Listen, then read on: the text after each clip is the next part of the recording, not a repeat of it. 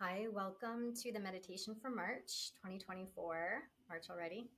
So, for this month, the main number vibrations for March are 3, 11, and 2, and then we're still in the global 8 cycle. So, this meditation for this month, actually, I'm going to suggest or recommend two meditations.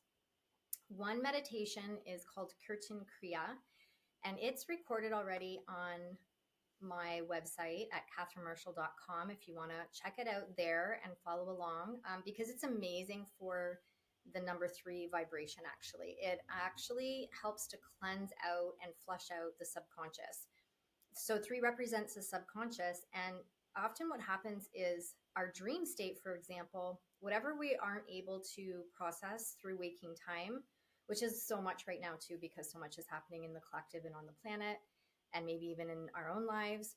And so whatever we can't process, it actually gets flushed out through our dream state. But that can create a lot of like weird, funky dreams. And then whatever happens to us when we're dreaming, to the physiology, to our body, it's as if it's actually happening.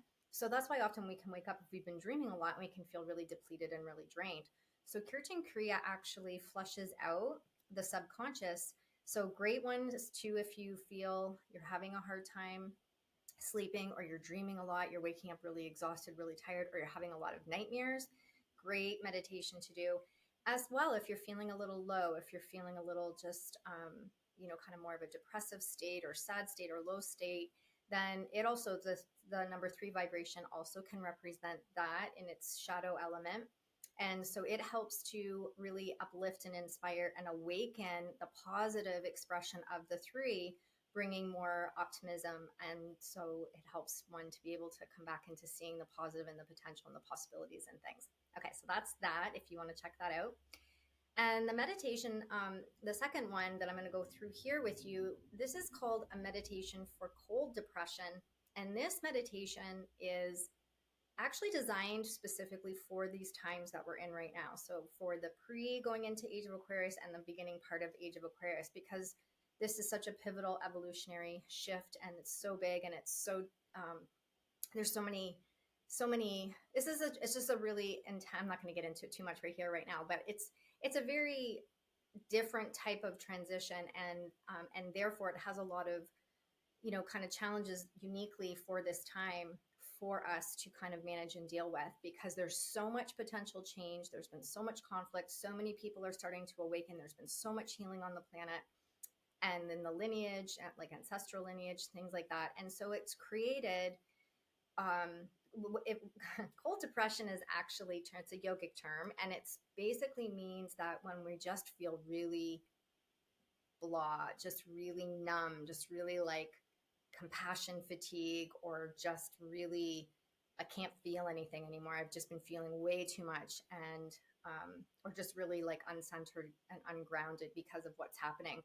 So what this does is it helps just to bring back into one's center and kind of like the warmth within the being, so that whatever's coming up or whatever somebody's dealing with, whatever we're dealing with, we can do so with awareness, and we can do so with, alignment to our heart. And so therefore we can really start to exercise our own compassion, being heart-centered, and therefore consciously creating and choosing what we're doing. So it really is a beautiful, just supportive meditation guide to help us through these times if you're feeling you need it. Now, both of these meditations are Kundalini meditations, so I just want to explain a little bit about that before I explain the meditation. And if none of these resonate, then obviously always honor your own resonance. And if some of it resonates, but some of it doesn't, like you're not comfortable saying the mantra, then just do the breath, or just do the focal point.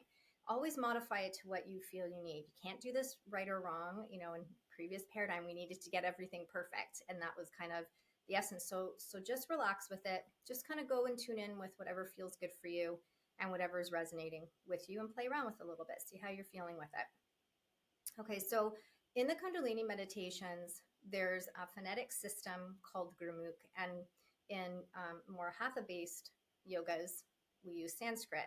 What that basically is, it's just a phonetic system, because there are just certain things that cannot be described by our actual vocabulary. So that's like music or poetry. Similar, it's it's a means of trying to express something that there just really are no words to express.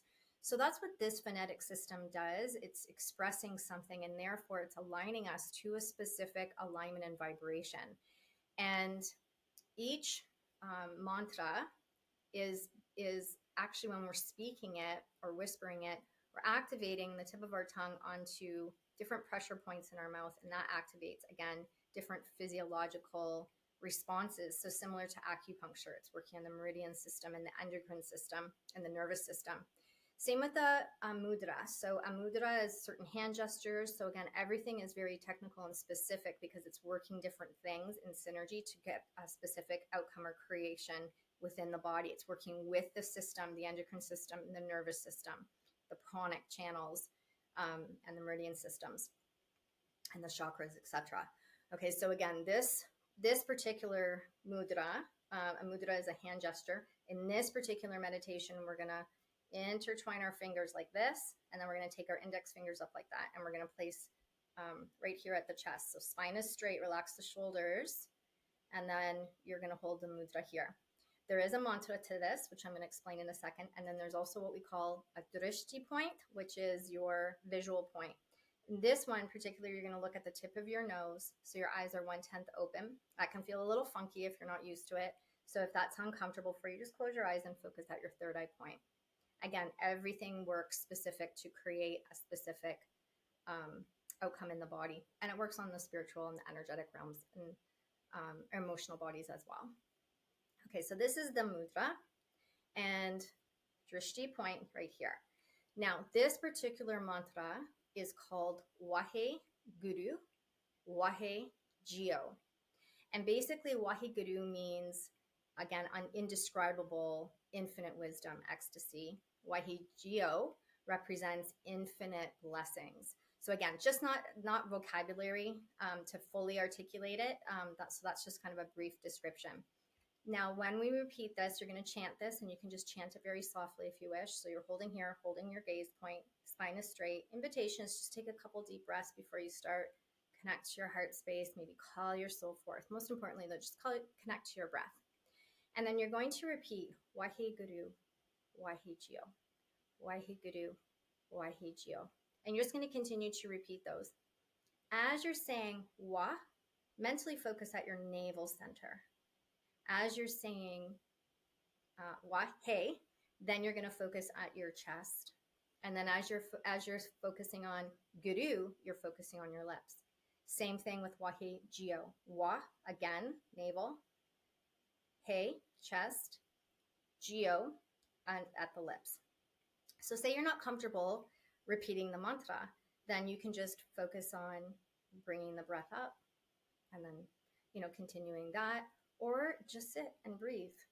And you can even count if you want. You could inhale for 4, hold 4, and exhale for 4.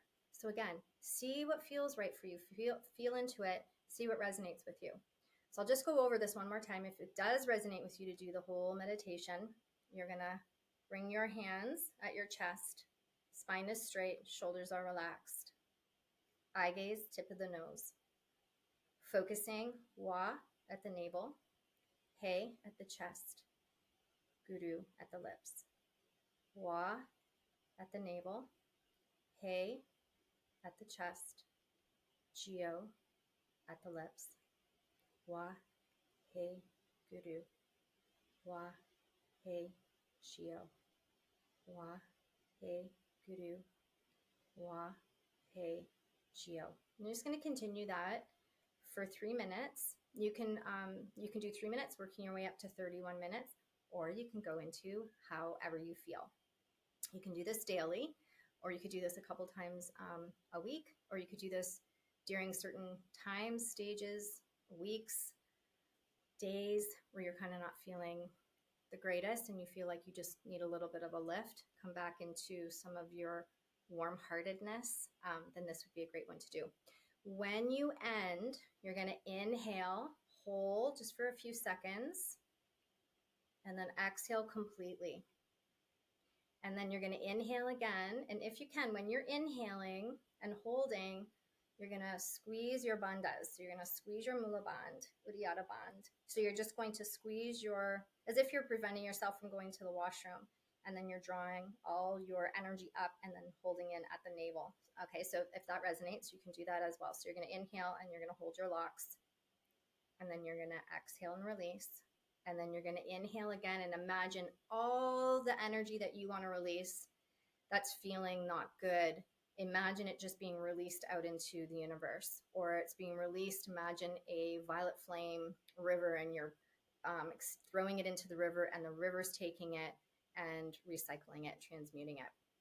Same with the universe, it's being recycled. So it's not just going out and then somebody else is going to pick it up. It's going out and it's being recycled. It's being transmuted or transformed.